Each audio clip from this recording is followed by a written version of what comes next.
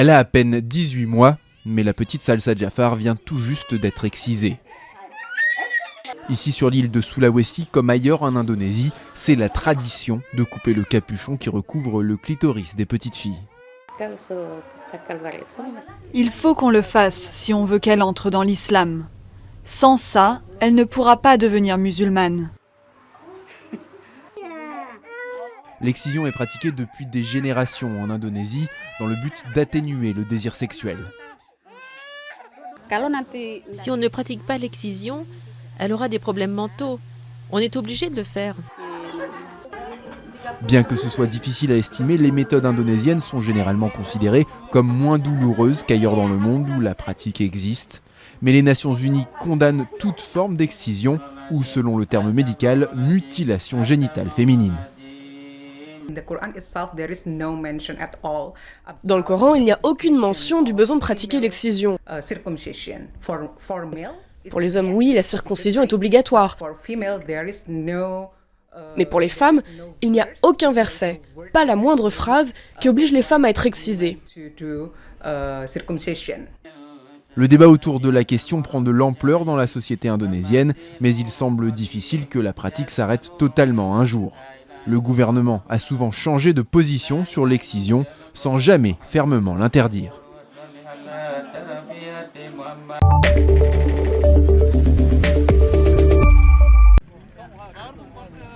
Baidoa, sud-ouest de la Somalie. Ils ont marché pendant des jours sous un soleil de plomb pour atteindre ce camp. Tente de fortune, riz et surtout de l'eau, des besoins vitaux à soulager. Rahmo a donné naissance à son bébé ici il y a 2 jours.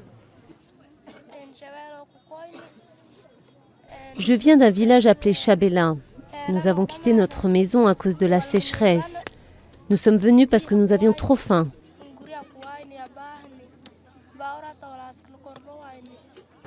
Pour les Somaliens, le souvenir de la famine de 2011, qui avait fait 260 000 morts, est toujours vivace. Mais cette année, les experts redoutent que le bilan soit encore plus lourd, car de mauvaises récoltes, combinées à un manque de pluie, ont considérablement diminué les réserves. De plus, le choléra menace les populations affaiblies. Dans la capitale Mogadiscio, de nouveaux déplacés arrivent chaque jour dans les camps. Nous sommes partis, car il n'y a plus d'eau du tout. L'ONU met en garde contre la pire crise humanitaire depuis la Seconde Guerre mondiale. La Turquie, qui aide la Somalie depuis 2011, a décidé de mettre la main à la poche. 70 000 tonnes d'aide ont été envoyées ici par le Croissant Rouge turc et Turkish Airlines est la seule compagnie à desservir Mogadiscio. Ankara est un des principaux bailleurs de fonds du pays ravagé par la guerre et plus de 15 accords bilatéraux ont été signés. Et la Turquie ne s'arrête pas là. Au Croissant Rouge turc, nous ne travaillons pas seulement pour la Somalie. Nous avons aussi lancé une campagne pour le Yémen et le Soudan du Sud, car toute l'Afrique de l'Est est impactée et a besoin d'aide. Rien qu'en Somalie, on estime que la moitié de la population, soit 3 millions d'habitants, a besoin d'une aide alimentaire d'urgence aujourd'hui.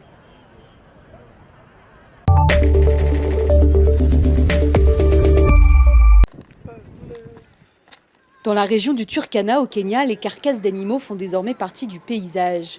Le manque de pluie depuis plusieurs saisons a entraîné une perte importante de bétail dans le nord-ouest du pays. Les communautés pastorales, elles aussi affectées par la sécheresse, peinent à survivre.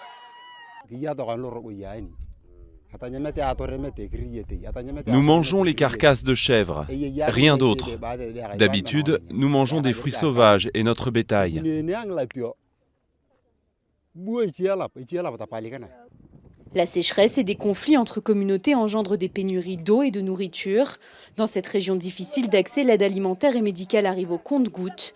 Avec la nappe phréatique à son niveau le plus bas, les femmes doivent descendre dans des puits pour trouver un peu d'eau.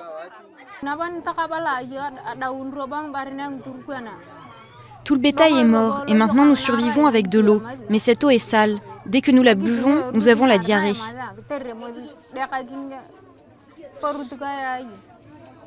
Le gouvernement kényan estime que 2,7 millions de personnes ont besoin d'eau potable. Femmes et enfants doivent quitter les villages pour trouver de la nourriture dans des dispensaires. Plus de la moitié des enfants dans cette région souffrent de malnutrition sévère. Et ça, c'est exceptionnel et très inquiétant. Et nous espérons pouvoir aider ces personnes.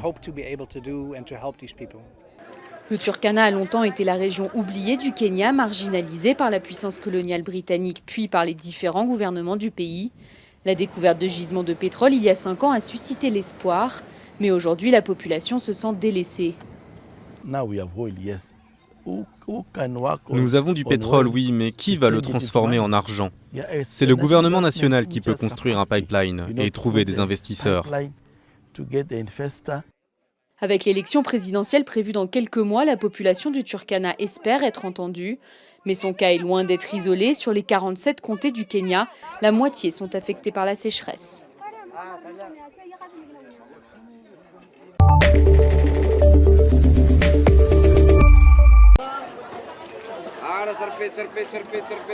Il y en a pour tous les goûts sur ce marché indonésien des célèbres. De la viande d'animaux exotiques, de tout poil, âmes sensibles s'abstenir. Du rat, du serpent, c'est ce qu'on vend le mieux ici. Pour les estomacs les mieux accrochés, on trouve même du singe grillé. Problème, ce macaque noir ou macaca nigra est une espèce endémique en voie d'extinction. Ce singe est très important dans la protection de l'environnement, pour garantir l'équilibre de l'écosystème de la zone. Si cet écosystème est déséquilibré, ça sera un désastre. Sa viande est très prisée par la population locale, une ethnie chrétienne isolée dans le pays musulman le plus peuplé au monde. Dans la jungle des célèbres, le nombre de macaques noirs a été divisé par 5 en 40 ans. Il n'en resterait que 5000 à l'état naturel, et ce, malgré les efforts du gouvernement.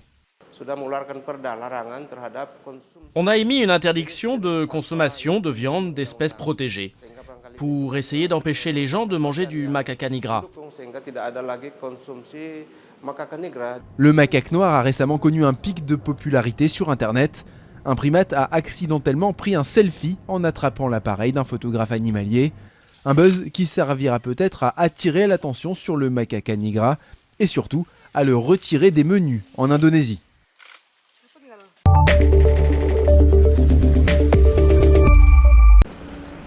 La gare de Tours.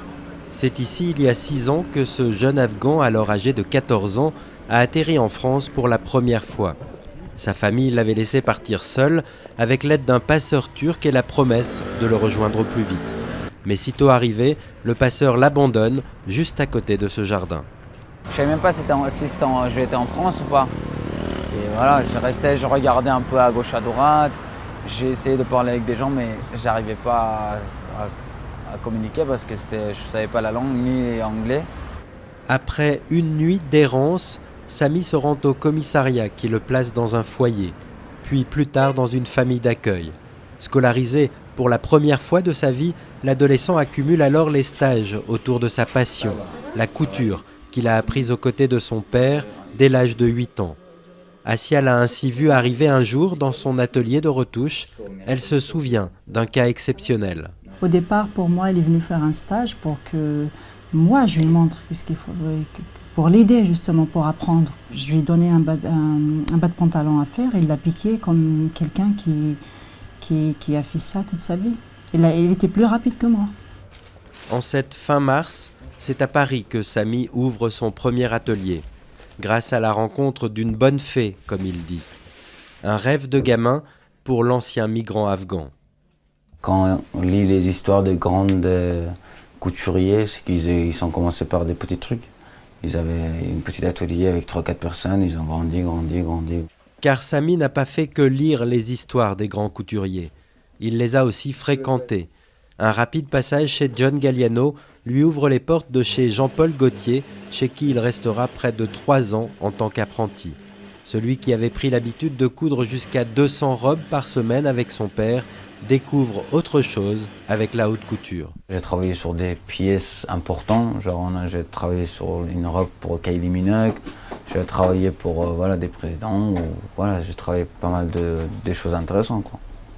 Dans son nouvel atelier, Samy prépare maintenant son prochain défilé de mode, de la haute couture, assure-t-il, même s'il n'a pas réussi à décrocher son diplôme. Il pourrait avoir lieu dans le château d'un autre mécène à Fougères, en Bretagne. Là encore, un rêve qui l'éloigne un peu plus de l'univers douloureux des migrants. C'est pas compliqué pour y arriver dans la vie. Même si on est étranger ou quoi, mais la France c'est un pays accueillant et il nous aide pour réussir. Et pourquoi pas tout donner, quoi. D'ici là, Samy connaîtra peut-être un autre grand moment d'émotion, la cérémonie pour l'octroi de sa nationalité française.